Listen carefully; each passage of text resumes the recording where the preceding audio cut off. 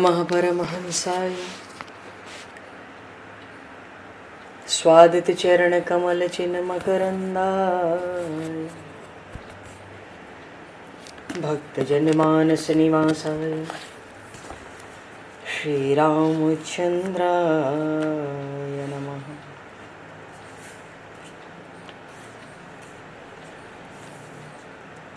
वंदे विदेहतनया पदपुंडरीकं केशौरसौरभसमाहत योगिचेतं हन्तुं प्रतापमनिशं मुनिहंससेव्यं सन्मानशालिपरिपीत परागपुञ्जम्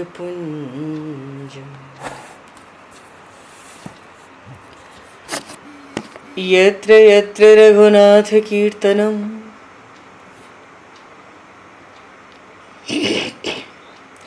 तत्र तत्र कृतमस्तकाञ्जलिं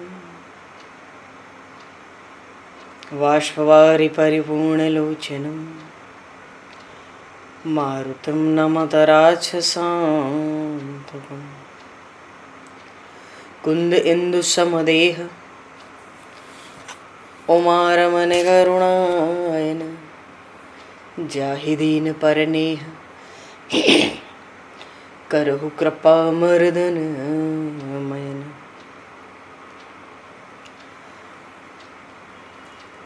प्रहलाद नारद पराशर पुंडरीक व्यासे अम्बरीश शुक शौनक भीष्म दालभ्याम रुक्मांगद अर्जुन वशिष्ठ विभीषणादीन एतानहं परम भागवतान् नमामि।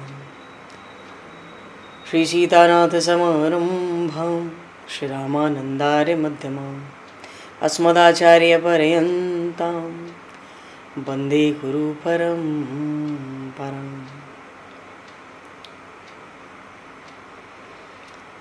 वर्णानामर्थसंज्ञानां रसानां छन्दसामपि मङ्गलानां च कर्तारो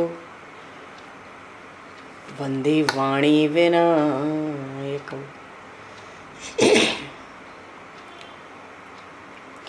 नान्यास्पृहा रघुपते हृदये स्मदीये सत्यं वदामि च भवान् किलान्तरात्मा भक्तिं प्रयक्ष रघुपुङ्गवनर्भारां मे कामादिदोषरहितं कुरु मानसं च। भक्त भक्ति भगवंत गुरु चतुर्नाम वपु एक तिनके पद वंदन के नाशहि विघ्न अनेक। बंधु तुलसी के चरण जिनकी न्यो जग काज कल समुद्र घोरत लगो प्रगट्यो सप्त जहां। श्री गुरु चरण सरोज रज निज मन मुकुर सुधार वर्णो रघुवर विमल यश जोदायक फलचार। हरिशरण श्री राम जय राम जय जय राम श्री राम जय राम जय जय राम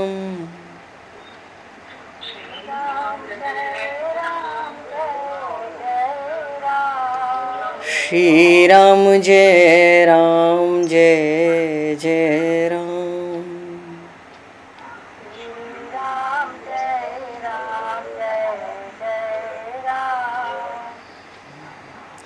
जय सिया राम जय जय हनुमान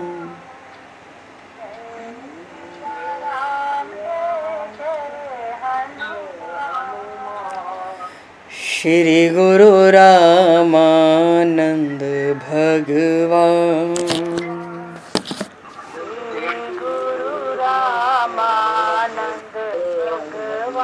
श्री गुरु रामानंद भगवान गुरु रामानंद श्री राम जय राम जय जय राम। श्री राम जय राम जय जय राम। जय सिया राम जय जय सिया राम। जय सिया राम जय जय सिया राम। जय सिया राम जय जय सिया राम। जय सिया राम जय जय सिया राम। बोली सियावर रामचंद्र भगवान की जय। संपूर्ण राम दरबार की जय। श्री अवध मिथिला धाम की जय। श्री बांके बिहारी लाल की जय। 84 कोस ब्रजमंडल धाम की जय। श्री रामचरितमानस जी महाराज की जय। श्रीमन्नाम महाराज की जय। श्री पंडरीनाथ भगवान की जय। कली पावन अवतार गोस्वामी तुलसीदास जी महाराज की जय। सब संतन की जय, सब भक्तन की जय, समस्त वैष्णवन की जय, समस्त पूर्वाचार्य चरणन की जय, समस्त संप्रदाचार्यन की जय। श्री सद्गुरुदेव भगवान की जय। गंगा मैया की जय, जमुना मैया की जय, सरजू मैया की जय, गौ माता की जय, तुलसी माता की जय, पृथ्वी माता की जय, एकाशी महारानी की जय। जय जय श्री सीताराम, जय जय श्री राधे श्याम। नमः पार्वती पते हर हर महादेव। हरिशरणम। अनंत कोटि ब्रह्मांड नायक सर्वेश्वर पूर्ण परात्पर ब्रह्म असंख्य कल्याण गुणगण लय भक्तवांक्षा कल्पतरु शरणागत वत्सल भक्त वत्सल दीनबंधु दया सिंधु श्री कौशल्या आनंद वर्धन श्री दशरथ नंदन श्री जानकी कंठभूषण भगवान श्री सीताराम जी महाराज की असीम कृपा करुणा से श्री हनुमान जी महाराज की परम पावन भावमयी सन्निधि में महापुरुषों की भावमयी उपस्थिति में एवं आप सभी श्रद्धालु भक्त वैष्णवों की मंगल सन्निधि में मानव जीवन का सर्वोत्कृष्ट फल भगवत गुणगान भगवत कथा का आनंद हम सभी श्री राम कथा के माध्यम से प्राप्त करने जा रहे हैं। सर्वप्रथम आप सभी भक्त जनों के श्री चरणों में भगवत भाव से सादर वंदन सादर नमन। आप सभी को यथा योग्य जय सिया राम, जय जय श्री राधे हरि श्याम, जय श्री राम।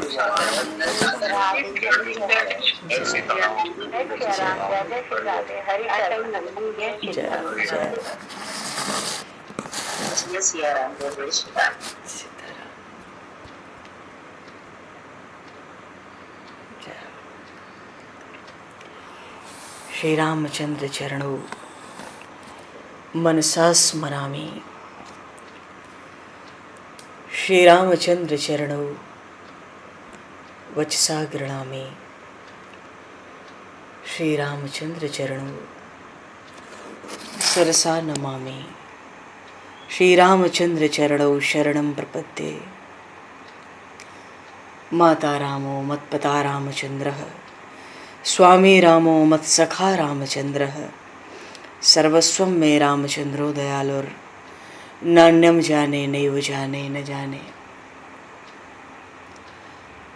मंगलम कौशलेन्द्रस्य महनीय गुणालये चक्रवर्ती तनुजाय सार्वभौमाय मंगलम। रामं रामानुजं सीतां भरतं भरतानुजं सुग्रीवं वायुसूनं च प्रणमामि पुनः पुनः। नमोस्तु रामाय सलक्ष्मणाय दिव्यै च तस्मै जनकात्मजाय।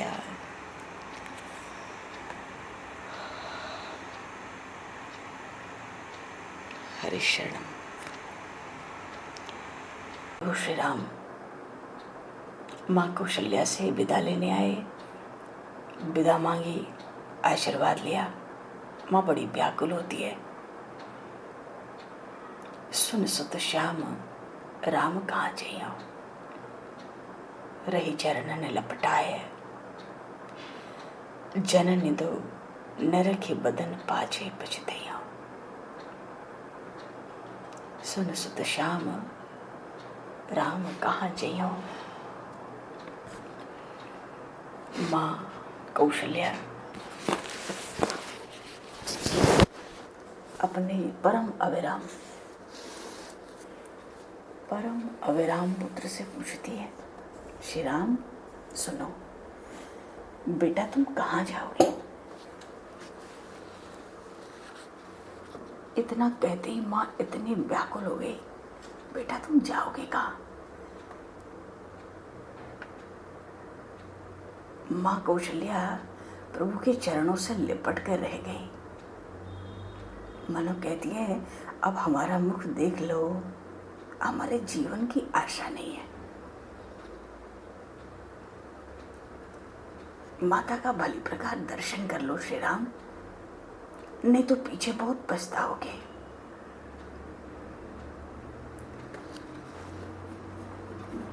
तुम्हारे सुंदर चरण कमल के समान कोमल और चमकीले हैं, चम।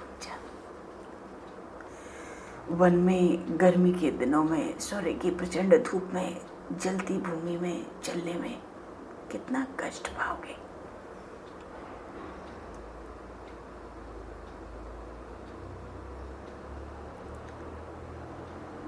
मानो जिन माताओं को देखे बिना एक क्षण भी तुम बीतने नहीं देते थे, सदा हमारे पास ही रहते थे, अब उनके बिना, उन माँ के बिना 14 वर्ष तुम कैसे बिताओगे? माँ कहती है, हाय हाय, तुम्हारा शरीर तो चंपा के फूल के वर्ण सा कोमल है, और ये जो विपत्ति आई है वन में जाने की, ये तो तिनकों की सैया के समान है। क्या तुम अब तिनकों पर सोओगे? इस अत्यंत अनुपम मुख में जिह्वा पर रखकर वन के कड़वे कसैले कंद फल खाओगे। बेटा तुम कैसे खाओगे? वो तुम्हें कैसे पचेंगे?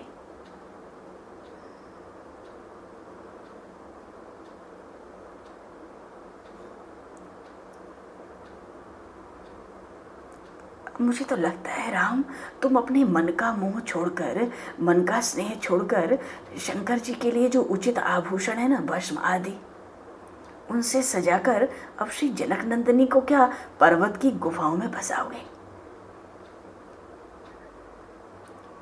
अरे हमारा ये हृदय वज्र का बना है जो अब भी फटता नहीं है।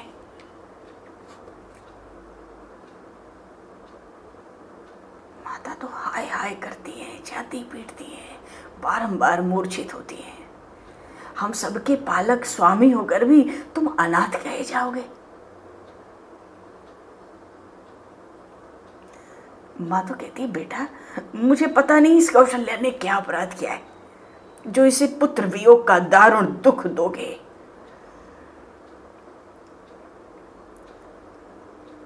प्रभु श्री राम ने माँ का हाथ पकड़ लिया, समझाया, माँ तुम मेरे कर्म फल को बांट लोगी, तुम्हें मेरे ही दुर्भाग्य से कष्ट मिला है, तुम्हारे इस कष्ट से मेरा भाग्य भी बंट जाएगा और मुझे भी कम दुख होगा। इसलिए माँ धैर्य धारण करो, धैर्य धारण करो।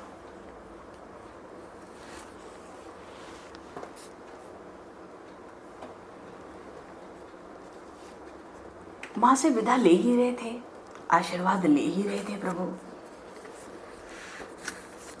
इतने में गोस्वामी जी कहते हैं, श्री रामचरित मानस में प्रसंग आया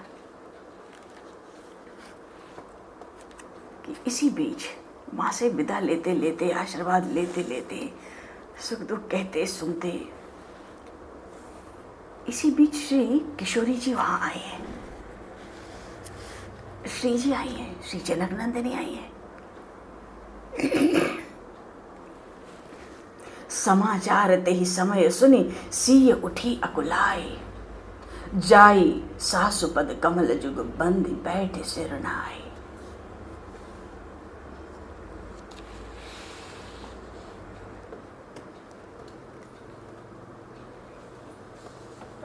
देखो प्रसंग तो इतना मार्मिक है, क्या वर्णन करने के प्रसंग है, कहने के प्रसंग है। सकल कुशल दात्रिम भुक्ति मुक्ति प्रदायित्रिम त्रिभुवन जनेत्रिम दुष्टधि नाशेत्रम जनक धरणी पुत्रम दर्प दर्प प्रहत्र हरिहर विधिर कर्त्री नौमी सदभक्त मर्त्रिम। श्री जानकी जी की कथा अत्यंत दिव्य है। अच्छा, महर्षि वाल्मीकि का रामायण पढ़ने से ऐसा लगता है महर्षि वाल्मीकि का झुकाव तो श्री किशोरी जी की ओर ही अधिक है, क्योंकि श्री जनकनंदिनी के चरित्र का वर्णन करने में महर्षि वाल्मीकि जी द्रवित हो गए हैं।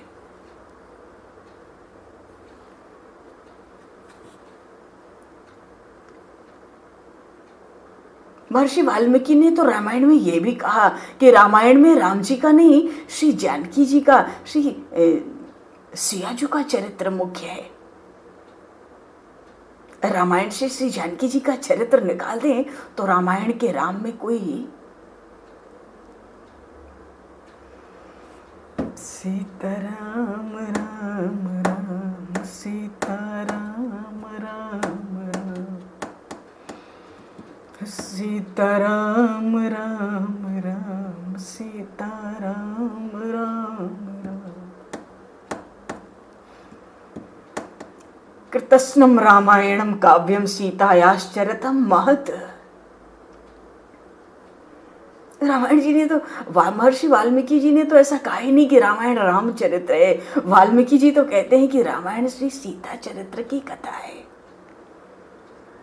महर्षि वाल्मीकि कहते हैं श्री रामचरित्र दिव्य है, परंतु श्री जानकी जी का चरित्र तो अत्यंत दिव्य है। रामायण में श्री किशोरी जी के दिव्य सद्गुणों का वर्णन है। श्री जानकी जी ने इस जगत को आदर्श स्त्री धर्म पूर्ण रूप से बताया है। अरे प्रभु भी तो मर्यादा पुरुषोत्तम बन के आए हैं, तो किशोरी जी को तो पूर्ण स्त्री धर्म का ही, धर्म को ही प्रतिपादित करना है, आदर्श रखना है। शास्त्र में लिखा है, स्त्री, शास्त्र में लिखा है कि पुत्र यदि योग्य हो, बहुत योग्य हो, तो एक ही कुल का उद्धार करता है, अपने पिता के कुल का उद्धार कर सकता है पुत्र। पर स्त्री बहुत योग्य हो, स्वधर्म का बराबर पालन करती हो, तो वो पति के साथ पिता के दोनों कुलों को तार देती है। जनक जी महाराज चित्रकूट आए थे तो उन्होंने कहा था श्री किशोरी जी से, पुत्र पवित्र किए कुल दो।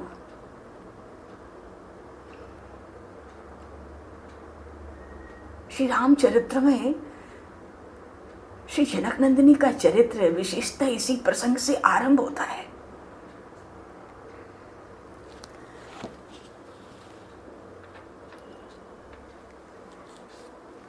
श्री जनकनंदिनी जी ने जगत को स्त्री धर्म समझाया, उनमें सारे सद्गुण एकत्रित हुए।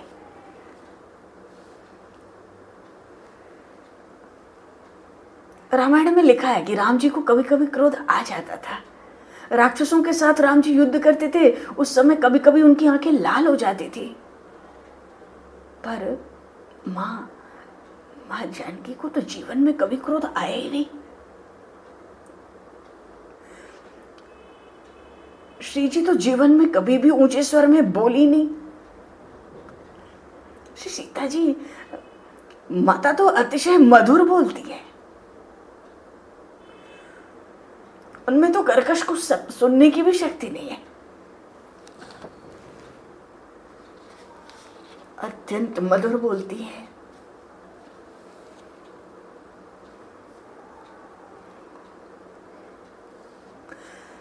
अच्छा देखो, रामायण में एक जगह वर्णन आया, प्रभु ने शिव जी का धनुष तोड़ दिया, पीछे महाराज जनक ने स्वर्ण अक्षरों में कुमकुम की पत्रिका अयोध्या भेजी, दूत दौड़ता हुआ अयोध्या आया, महाराज दशरथ को पत्रिका दी कि प्रभु ने, श्री राम ने धनुष भंग किया है, श्री सीता जी ने राम जी को विजय माला अर्पित किया है, आप अयोध्या की प्रजा को साथ लेकर जल्दी से लग्न महोत्सव में पधारो। महाराज दशरथ का दरबार भरा था, सिपाही पत्रिका देता है, बहुत समय से कोई खबर तो श्री राम लक्ष्मण की मिली नहीं थी, आज पत्रिका आई है, अतिशय प्रसन्न हुए।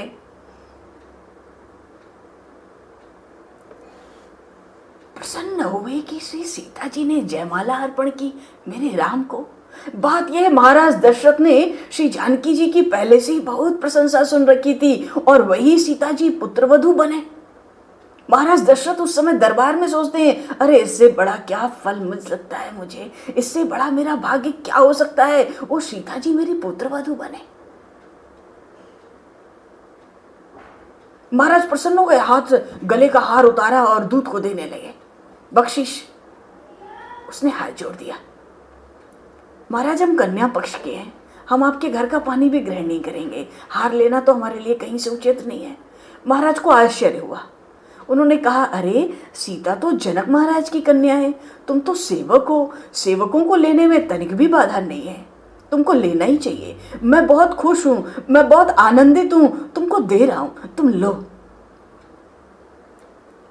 मिथिला से जो दूत आया था उसने इतनी बात सुनते ही श्री किशोरी जी का, श्री जानकी मैया को उसको स्मरण हुआ आया, क्योंकि महाराज दशरथ ने बड़ी प्रशंसा की थी दरबार में, बहुत पहले से सुन रखी थी उनकी प्रशंसा। वो अपना अहोभाग्य बार बार मानते थे, अरे श्री सीता मेरी पुत्रवधू हो गई।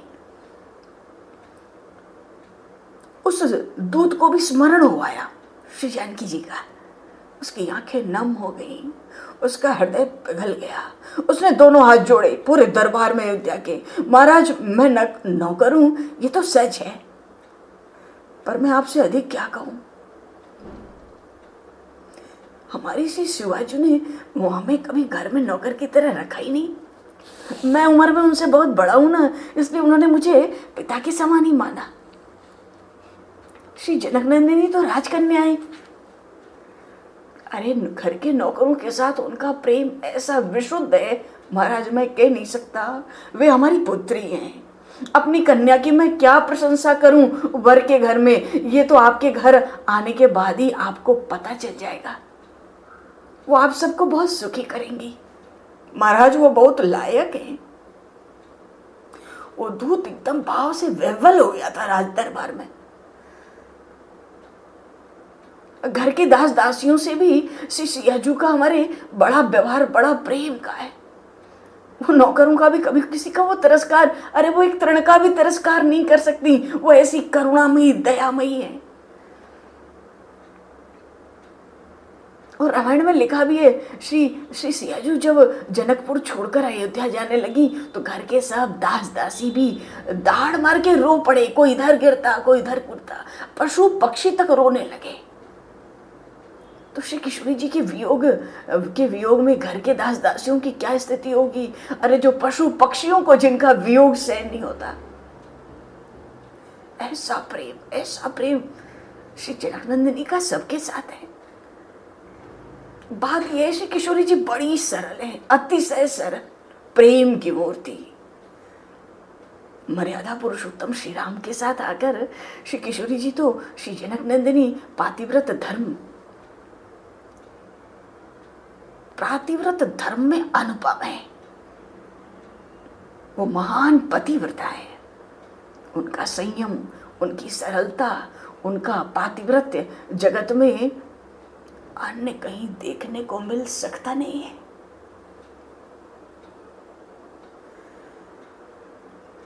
अरे बड़े बड़े प्रसंग हैं। हनुमान जी जा रहे थे सुंदरकांड में, प्रभु से कहते कुछ लक्षण तो बताओ, मैं जानकी माता को कैसे पहचानूंगा।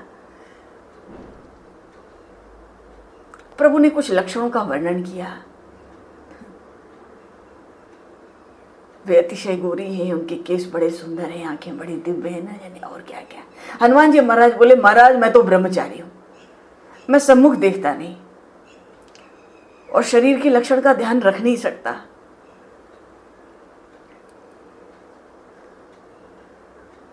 तो महाराज कोई ऐसा लक्षण बताओ कि मुझे पता पड़ जाए, बिना दृष्टि उठाए भी पता पड़ जाए। काम जानामि ते मूलम संकल्पम ते न भविष्यति। हनुमान जी महाराज से प्रभु श्री राम ने कहा कि अच्छा देखो, वो जहां होंगी वहां मेरा ध्यान करती होंगी, मेरा नाम जप करती होंगी।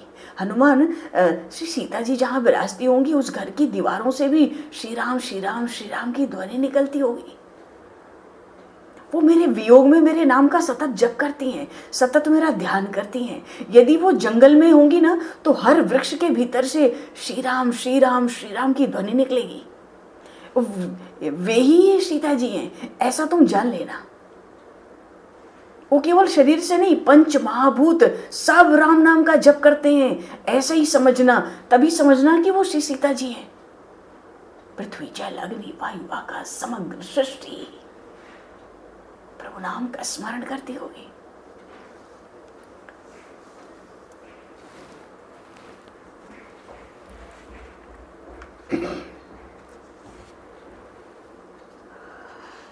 देखो श्री किशोरी जी का प्रसंग है।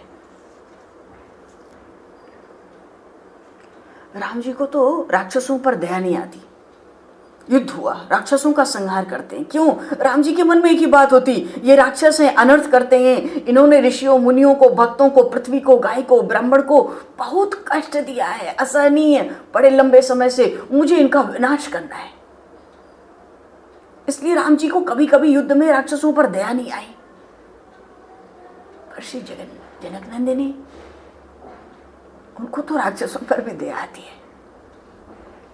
ऐसी दया आती है,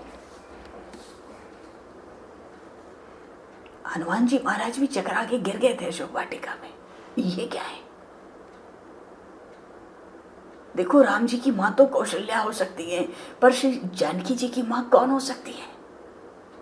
उनकी कोई मां नहीं है, उनके कोई पिता भी नहीं है। वो सबकी मां है, वो सर्वेश्वरी है, वो सर्वश्रेष्ठा है। उस जगत जननी उन पराशक्ति की मां हो ही कौन सकती है? प्रकृति जिसकी कोख में पलती है उसकी मां कौन हो सकती है? उनकी मां कोई हो ही नहीं सकती है। श्री जनक नंदिनी का जन्म दिव्य है, उनका लय भी दिव्य है। श्री जानकी मैया धरती से प्रकट भई और धरती में ही समा गई।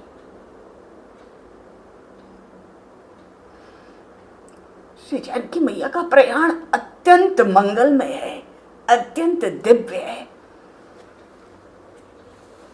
अत्यंत दिव्य है।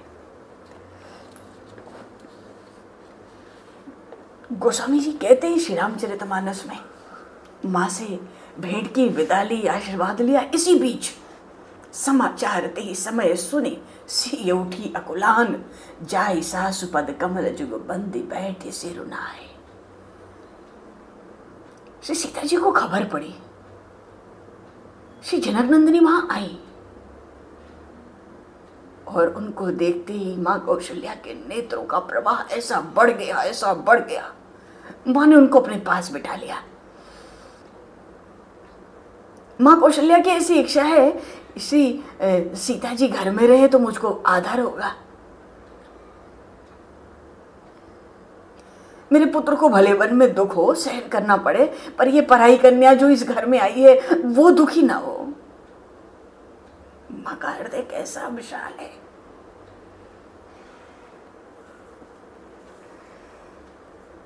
सरल स्वभाव राम मैं तारी, बोली बचन धीर भरी भारी। इसको दुख ना हो। बेटा, मेरी इच्छा है श्री जानकी जी घर में रहें। घर में रहेंगी तो मुझे भी बड़ा आधार होगा।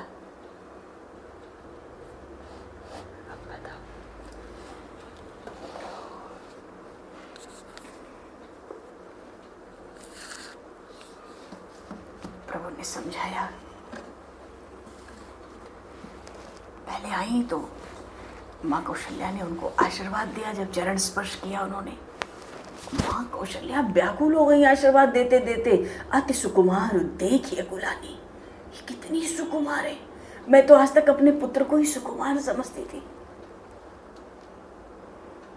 अरे ये तो रूप की राशि है, इनका रूप कोई क्या कह सकता है। और अपने पतिदेव में बड़े पवित्र प्रेम को रखने वाली है। पति प्रेम पुनीता।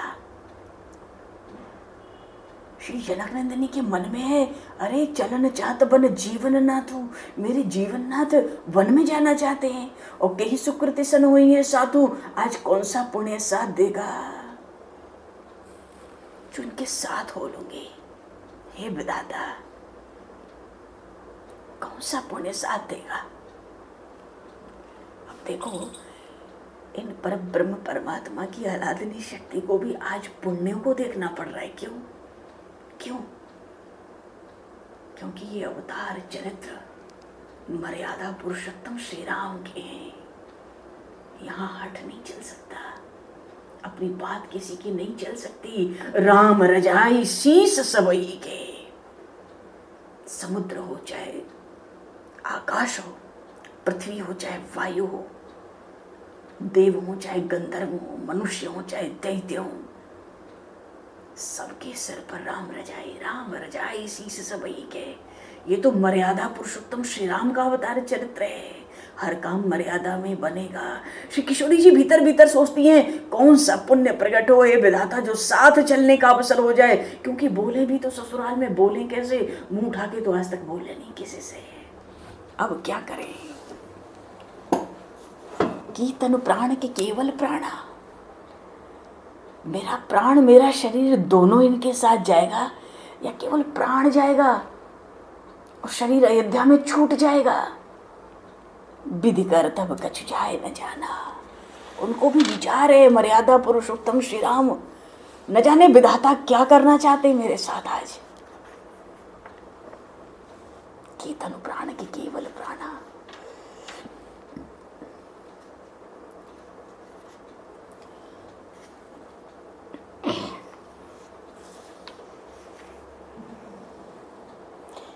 अच्छा, एक प्रसंग आया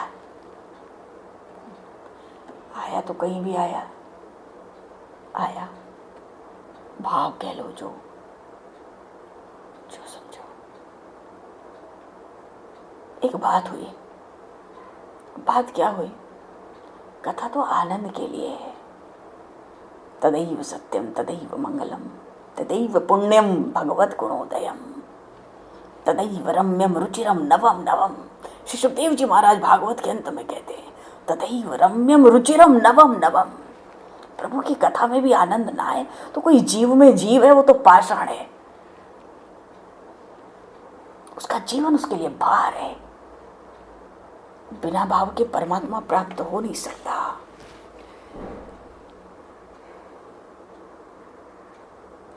मां से मिलकर प्रभु श्री राम अकेले अपने सदन में चले। चलो थोड़ी देर चलते हैं प्रभु के साथ, फिर गोस्वामी जी के साथ आएंगे। गोस्वामी जी कह रहे हैं, किशोरी जी तो श्री जनक नंदिनी माँ जानकी तो वहीं पर आती हैं। देखो, कल्प कल्प हरि कथा सुहाए, भांति अनेक मुनि सन गाए। हम लोग भी भांति भांति से गाएंगे। कल्प कल्प में तो अवतार होता है। अवतारों में, चरित्रों में थोड़ा थोड़ा अंतर तो होता ही है। लीला चरित्रों में थोड़ा थोड़ा अंतर करके हम लोग भी गाएंगे। माँ से विदा लेके, आशीर्वाद लेके प्रभु श्री राम अकेले अपने सदन में पहुंचे। श्री जनक नंदिनी व्रत की अवस्था में थी। एक दिन पहले से रात को जागरण भी किया था। अब तक किसी को साहस नहीं हुआ था अयोध्या में कि उनसे जाकर ये दारुण समाचार कहे। उनके निज महल में जो सेविकाएं थी ना, मानो अपनी स्वामिनी से मुख छिपाती हुई दूर दूर रहने का यत्न करती थी, क्योंकि सबके हृदय फटे जाते थे और सब किसी प्रकार अपने आंसुओं के वेग को रोकने का यत्न करती थी।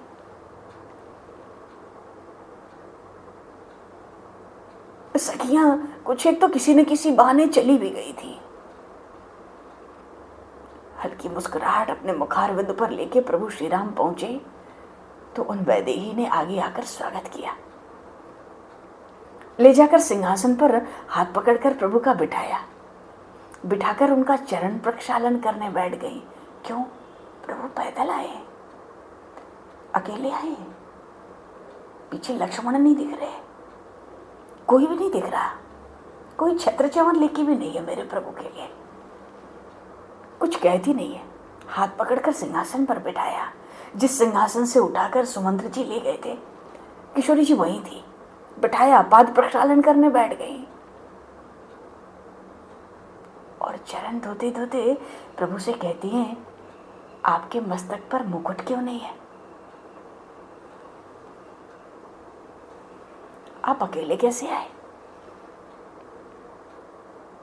सदा के भांति दूसरे ब्राह्मण, आपकी और अनुचर सेवक और बंदीजन कहाँ हैं? चरण प्रक्षालन करती है, पूछती भी है, माँ पूछती है, क्या आप किसी शीघ्रता में हो? किसी बात की जल्दी है? प्रभु कुछ कहते नहीं है, क्या कहें, क्या कह सकते? श्री जी कहती है, आज आपको क्या हो रहा है? इस प्रकार मौन क्यों हो? क्या इस चरण की सेविका से कोई अपराध हो गया? देखो, कृष्णावतार में श्री किशोरी जी ने तो प्रभु से चरण सेवा भी करा ली। बोलिए श्री लाडली सरकार की जय। पर ये तो मर्यादा पुरुषोत्तम श्री राम का अवतार है। कहती है, इस चरण सेविका से कोई अपराध हो गया, मुझसे रुष्ट हो गया।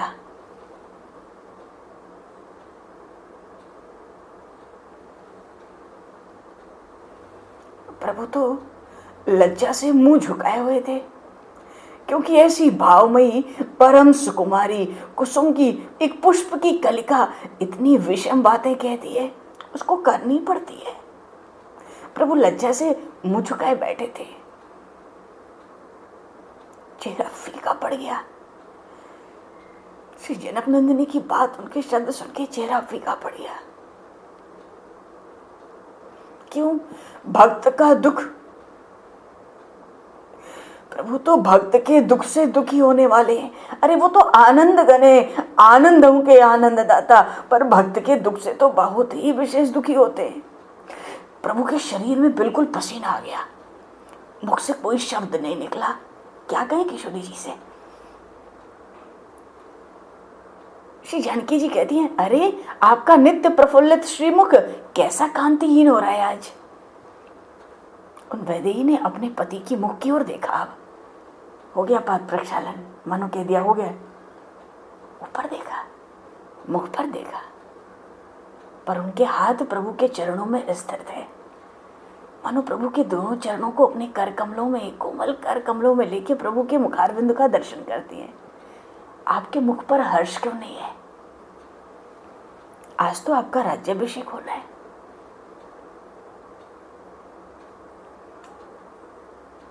प्रभु ने अपने को स्थिर किया। ये तो मर्यादा पुरुषोत्तम है, शीघ्रता तो करनी है ना वन में जाने की। प्रभु कहते, सत्य प्रतिज्ञ मेरे पिता ने छोटी माता कैकेयी को 2 वरदान देने को कहा है। उस वरदान के अनुसार अब भरत राजा होंगे। पिता ने मुझे 14 वर्ष के लिए वन में रहने का आदेश दिया है, सो मैं तुमसे मिलने आया हूं। मेरी बात ध्यान देकर सुनो। प्रभु ने श्री जनक नंदिनी को कुछ कहने का अवसर दिया नहीं, क्योंकि अवसर मिल जाता तो प्रभु को पता है वो कुछ बोल नहीं पाते। बोल नहीं लगे श्री राम। मेरी बात ध्यान देकर सुनो।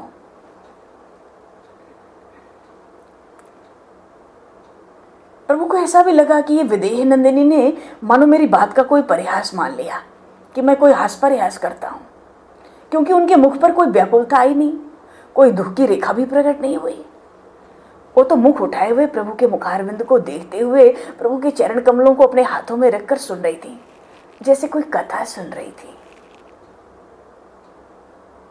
प्रभु कहते हैं, तुम भरत से कुछ कहना मत, भरत के सम्मुख कभी मेरी चर्चा मत करना, उन पर अपनी किसी आवश्यकता का भार मत डालना, उनके अनुकूल रहना। मैं आज ही वन में जा रहा हूं, तुम व्रत का पालन करना। मेरी यशस्विनी जो माता कौशल्या हैं और मेरे पिताजी उनकी सेवा करना, वे बहुत दुखी हैं। उनका और माता कैकेयी का भी सम्मान करना, उनकी भी सेवा करना। भरत और शत्रुघ्न को अपना पुत्र समझकर स्नेह करना, वात्सल्य रखना। हालांकि भरत तो बड़े धर्मज्ञ, बड़े उदार और समस्त सद्गुणों के धाम है, किंतु राजा को ना, हे विदेह नंदिनी, जब राजा को कभी कभी अकारण प्रसन्न होना पड़ता है, तो कभी कभी ऐसा कोई अवसर हो भरत अकारण अप्रसन्न हो जाए, तो भरत का ध्यान रखना। श्री राम कहते ही चले गए, कहते ही चले गए।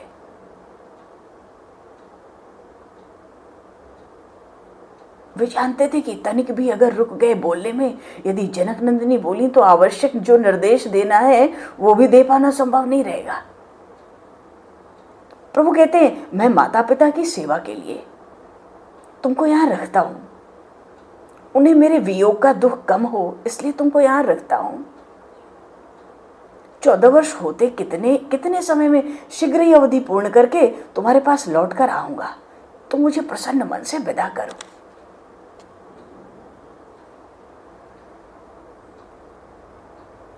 जब विदा शब्द सुना, अभी तक तो उनको लगता था मेरे प्रभु कोई कथा सुना रहे, पता नहीं ये भूतकाल की कोई कथा है या कब की कथा सुना रहे हैं, कोई पुरानी कोई कथा सुना रहे हैं। पर जब प्रभु ने आखिरी में कहा मैं 14 वर्ष होते ही शीघ्रता से तुम्हारे पास लौटूंगा, मुझे प्रसन्न मन से विदा करो। अब तो मुखारविंद श्री किशोरी जी का अरुण हो गया लाल, नेत्र भर आए। आप मुझसे ये ऐसी इतनी ऐसी छोटी बात कैसे कहते हो?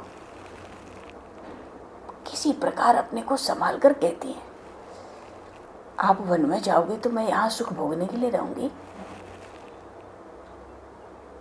मेरी बात सुन लो, मेरे न कोई माता है न कोई पिता है, न मेरा कोई भाई है, न मेरी कोई संतान है, न मेरी कोई सेविका है, न मेरा कोई दूसरा कोई संबंधी है। मैं केवल आपकी हूं और मेरे एकमात्र आप हो।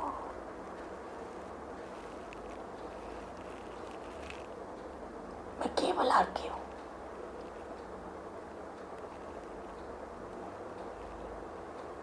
मेरे एकमात्र आप हो। मैं आपके साथ आजीवन वन में रहने को प्रस्तुत हूं। मैं अभी आपके साथ चलती हूं। तुम बड़ी सुकुमार हो, तुम नहीं चल सकती, ये ठीक नहीं है। मेरी बात मानो, वन में आपके साथ चलूंगी। वन के देखो श्री किशोरी जी के चरण कितने कोमल कहे गए, कितने कोमल। सिया बोल सिया बोल, सिया सिया बोल, सिया बोल सिया बोल, सिया सिया बोल।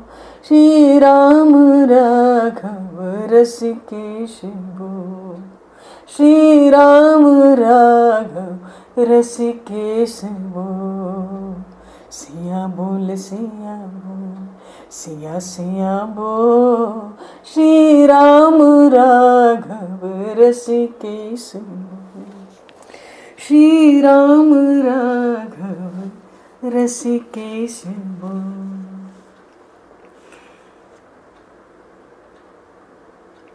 ब्रज में प्रेमी गाते, श्री जी के चरणों की वंदना करते।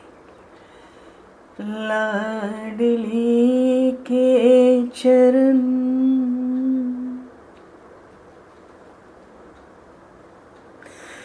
देखो, श्री जानकी जी प्रभु से कहती है, क्या कहती है? हे प्राणनाथ, मुझे अपने साथ ले चलो। वन में आपके आगे आगे अपने पैरों से आपके कोमल कोमल चरणों को बचाने के लिए मार्ग में जितने कुछ कंटक हैं, मैं उनको रौंदती हुई चलूंगी। हे मेरे प्राणनाथ, आप अपने चरणों से वन में नहीं चल सकते, मेरा जाना जरूरी है। अयोध्या से निकलूंगी तो आपके पीछे होके निकलूंगी, पर वन में जाती मैं आपके आगे आगे चलूंगी। अपनी मर्यादा आप देखो, मैं तो अपना प्रेम देखती हूं। मैं तो वन में आपके आगे आगे चलूंगी। जितने कंकड़ होंगे, कुश होंगे, कांटे होंगे, सबको अपने चरणों से मैं रौंद दूंगी।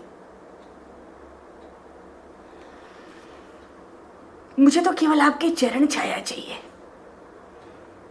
मैं तो भयंकर अंधकार युक्त ये जो वन है ना, इसमें चलने के लिए उद्यत हूं। देखो, मुझसे वाद विवाद मत करो, मैं ब्रह्मचर्य पूर्वक रहूंगी। आपको कोई कष्ट, कोई असुविधा का कारण नहीं बनूंगी। वन में पशु पक्षी मृग पुष्प देख देख कर मैं प्रसन्न रहूंगी, और आपके साथ तो मैं हजारों वर्ष वन में रह सकती हूँ, रह सकूंगी और रहूंगी। प्रभु का चित्त व्याकुल हो गया जब किशोरी जी ने कहा कि आपके आगे आगे चल के मार्ग के कंकड़ों को, कुशों को, कांटों को रौदती चलूंगी। प्रभु की दृष्टि श्री किशोरी जी के चरणों पर गई। प्रभु के नेत्रों से जल बरसने लगा। मानो हाय हाय देव, ये क्या सुनता हूं, अपने रहते में ये क्या सुनता हूं।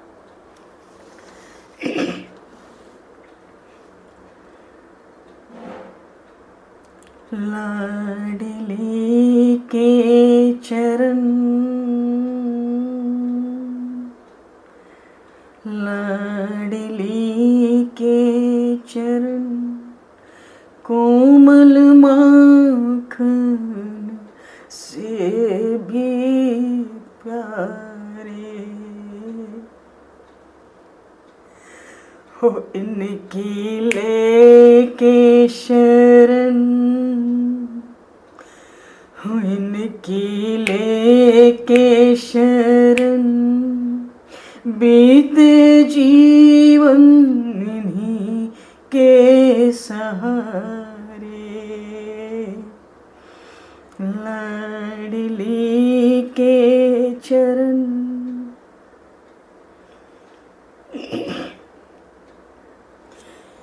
देखो श्री महर्षि गोस्वामी श्री तुलसीदास जी महाराज तो कहते हैं कि माँ कौशल्या के पास ही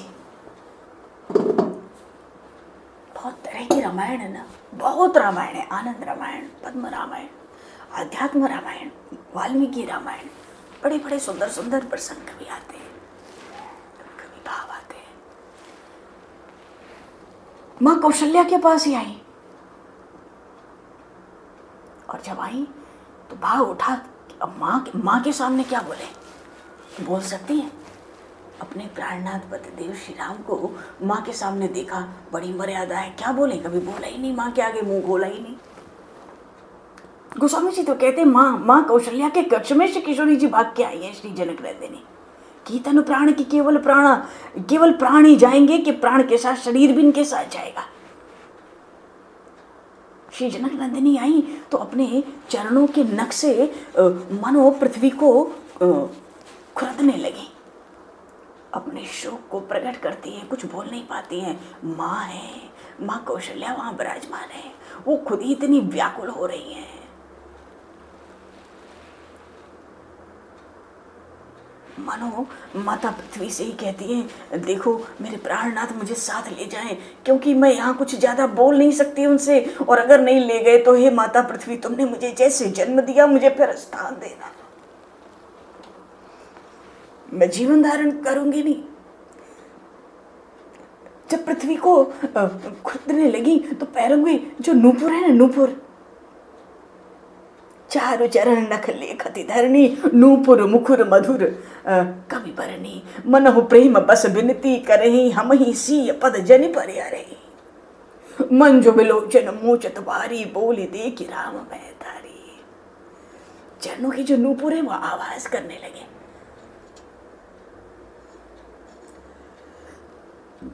करें क्या, राम जी से बात कैसे करें, माता विराजमान है, नूपुरों की ध्वनि सुनाती है। पुष्प वाटिका में पहली बार नूपुर ध्वनि सुनी, मुनि मन मोह है। नूपुरों की ध्वनि सुनी थी, मानो कहना चाहती, हे प्राणनाथ, ये वही नूपुर है, हमें छोड़ के मत जाना। मानो वो नूपुर भी श्री जनक नंदिनी के चरणों के वो नूपुर भी बार बार आग्रह कहते हैं कि हे विधाता, हे देव, कहीं ऐसा न हो कि श्री जनक नंदिनी हमें अपने से अलग कर दे, अपने चरणों से अलग कर दे। हम इनके चरणों से अलग रह के हमारा कोई अस्तित्व नहीं है। नूपुर मुखर मधुर कवि भरनी, वो नूपुर भी बड़ी मुखर ध्वनि कर रहे हैं। मन और प्रेम बस विनती करें, वो नूपुर विनती कर रहे हैं श्री लाडली जी से, श्री जनक नंदिनी से, हम ही सी ये पद जन पर हे श्री सियाजू, आपके चरण हमारा त्याग न कर दे। मानो वन में जाओगी तो ऐसे मत जाना कि इनको उतार के जाओ, और कहीं नहीं गई तो वैसे भी आप सब त्याग दोगी, आप तो प्राणों को भी त्याग दोगी। उन नूपुरों को भी आशा लगेगी श्री सियाजू के चरण हमारा त्याग न कर दे। नेत्रों से प्रेम का वो प्रवाह चला। मां कौशल्या ने देखा, व्याकुल हो गई, व्याकुलता बढ़ गई 100 गुना। अरे ये इस श्री जानकी की व्याकुलता तो ये बताती है कि ये भी बन जाना चाहती है। तात सुनहु सी अति सुकुमारी, सास ससुर परिजन ही प्यारी। ये तो बड़ी सुकुमारी है। राम तुम देखते हो कैसा नेत्रों से प्रेम प्रवाहित करती है दुख। हे राम, ये जानकी तो बड़ी सुकुमारी है और सबकी बड़ी प्यारी है। कहा तो इसके पिता विदेहराज जनक, पिता जनक भूपाल मणि और ससुर भानुकुल भानु, सूर्य वंश के सूर्य, इनके ससुर हैं महाराज दशरथ और इसके पिता विदेहराज,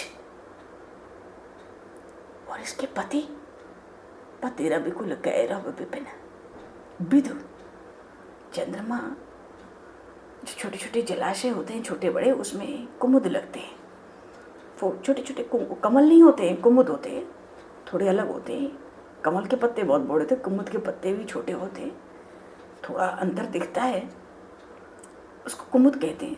तो जो कमल होता है वो विकसित होता है, प्रकाशित होता है, पुष्ट होता है सूर्य के प्रकाश से, सुबह सुबह खिल उठता है। और जो कुमुद होते हैं ना, ये चंद्रमा के प्रकाश में, चंद्रमा की शीतलता में खिल उठते हैं। माँ कौशल्या कहती हैं पिता तो इनके विदेहराज जनक भूपाल मणि, राजाओं के भी चूड़ामणि हैं, और इनके ससुर सूर्य कुल के सूर्य हैं। और देखो ना इस जनक नंदिनी का सौभाग्य, इनके पति तो इस सूर्य वंश के ये जो कुमुदों का वन है उसके चंद्रमा ही है। मानो ये सूर्य वंश तो हे श्री राम तुम ही से प्रफुल्लित है, तुम्हारी ही शीतलता से ये अयोध्या का कुमुद वन प्रफुल्लित रहता है। और इसके पतिदेव चंद्रमा के समान तो है, रूप गुण निदान, रूप के और गुण के तो भंडार ही भंडार है, धाम ही धाम है। ऐसा जिसका परम सौभाग्य ये विदेह नंदिनी, इस धरानंदिनी, ये जानकी, मैंने ऐसी पुत्र वधु पाई, बड़े भाग्य से पाई। रूप राशि गुणशील सुहाई, इसका रूप, इसके गुण, इसका शील अवर्णनीय है, अकथनीय है, वाणी से परे का विषय है। और आंखों की पुतली पलकों की तरह मैंने इससे प्रेम बढ़ाया है। मां व्याकुल हो गई, एक तरफा ही बोलती जाती है माता कौशल्या। मैंने अपने नेत्रों के पलक की तरह इससे प्रेम बढ़ाया है। राख्यों प्राण जानकी लाई, अपने प्राण मैंने जानकी में रख रख के इसको पालन किया है। और जैसे कल्प की लता होती है, मनोरथ की, अपनी इच्छाओं की, कामनाओं की, अभिलाषाओं की जो लता होती है, इसका बड़ी बहुत तरह से मैंने लालन पालन किया है। बड़े अपने स्नेह से, वात्सल्य से इसको सींचा है। और अभी इसमें फलने फूलने का समय आया। इस लता में तो देखो ना विधाता बड़ा प्रतिकूल हो गया मेरे। जान न जाहि काहे परिणामा, हे राम सुनो, मुझे पता नहीं चलता कि इसका क्या परिणाम होने वाला है। मानो माँ व्याकुल हो गई है, कहीं से जनक नंदिनी ये न कहे कि मुझे भी वन में जाना है। राम मैं तुमसे सच कहती हूँ, पलंग पीठ तजी गोद हिंडोरा, सीय न दीन पग अवनी कटोरा। ये पलंग, गोद और हिंडोरा छोड़ के इन्होंने चरण ही नहीं रखा कभी। मैंने तो इनको मानो अयोध्या में चरण ही नहीं रखने दिया धरती पर। भाव ये है, ये अत्यंत सुकुमार है, इनके चरण कमल अत्यंत सुकुमार है। मैं तो इस बात की कल्पना भी नहीं कर सकती कि श्री जानकी वन को जाना चाहती है। और मैंने तो इसको अपनी संजीवनी बूटी की तरह पाला पोसा है। और दीप भाती नहीं टारन कहे हूँ। राम मैं तुमसे सच कहती हूँ, आज तक मैंने इसको एक दीपक भी बुझाने को नहीं कहा। ये इतनी कोमल है, इतनी कोमल है, इतनी कोमल है, इसको दीपक बुझाने को नहीं कहा। और सोई सी चलन, सोई सी चलन, चहती बन साथा, सोई सिय चलनी सोई सिय चलन चहती बन साथा आय सुकाह होई रघुनाथा आय सुकाह होई रघुनाथा चंद किरण रस रसिक चकोरी चंद किरण रस रसिक चकोरी रवि रुख नयन सकई कीमी जोरी रवि रुख नयन सकई कीमी जोरी सोई सिय चलन चहती बन साथ आय सुकाह होई रघुनाथ जय जय सिया राम जय जय सिया राम जय जय सिया राम जय जय सिया राम जय जय सिया राम जय जय सिया राम।